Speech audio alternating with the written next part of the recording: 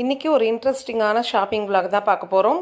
கடைக்கு போகிற வேலை இருக்கிறதுனால காலையிலே அப்பாவும் பிள்ளையும் சைதாப்பேட்டை மார்க்கெட் போய் எறா, கனவா, வஞ்சரம் மீன் வாங்கிட்டு வந்துட்டாங்க.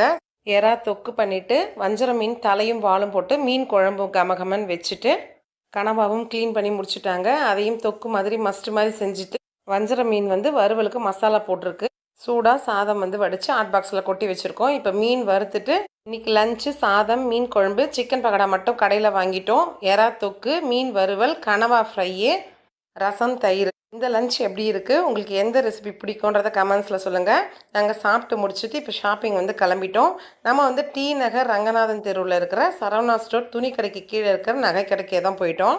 லெஃப்ட் கையில் இருக்கிற இந்த வளையலை போட்டுட்டு புது வளையல் மாற்றுறதுக்கு தான் வந்திருக்கோம். ஆஃபர் போயிட்டுருக்கு. நாங்கள் சவரனுக்கு 3000 ரூபா கம்மியாகும்னு சொல்லிட்டு சரி சைஸ் பார்த்தோன்னா எங்கள் 2 பேருக்குமே சைஸ் பெரிய சைஸ் 2.8 இல்லை 2.10 தான் வரும். என்னோட எக்ஸ்பீரியன்ஸில் சொல்கிறேன், நம்மளுக்கு கை கொஞ்சம் பெருசாக இருக்கிறப்ப நம்ம வளையம் வச்சு வாங்குறது ரொம்ப நல்லது. ஏன்னா டிசைன் பார்த்திங்கன்னா நல்லா இருக்குது. ஆனால் போட்டு கட்டுறப்ப இந்த பெண்டாகி இந்த மாதிரி வளைஞ்சிடுது.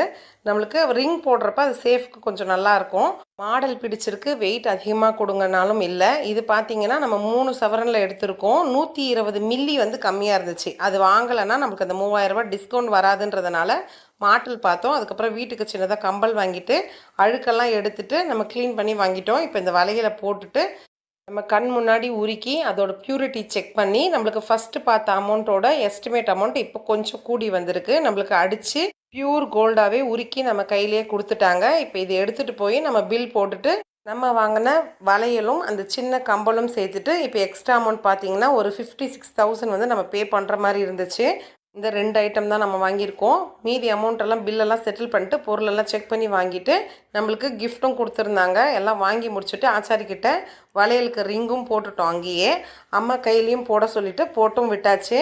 அவங்கள கீழேயே உட்கார சொல்லிவிட்டு மேலே போய் கொஞ்சமாக லைட்டாக டிஃபன் ஏதாவது சாப்பிட்டுட்டு நம்ம ஷாப்பிங்லாம் முடிச்சுட்டு வந்துடலான்னு காஃபியை குடிச்சிட்டு வீட்டுக்கு தேவையான சின்ன சின்ன பொருளுங்க கொஞ்சம் ஷாப்பிங் பண்ணிவிட்டு சரி மீதி அப்படியே கொண்டு வந்த காசில் டிவி ஒன்று வாங்கிடலான்னு சொல்லிட்டு வாங்குறோம்.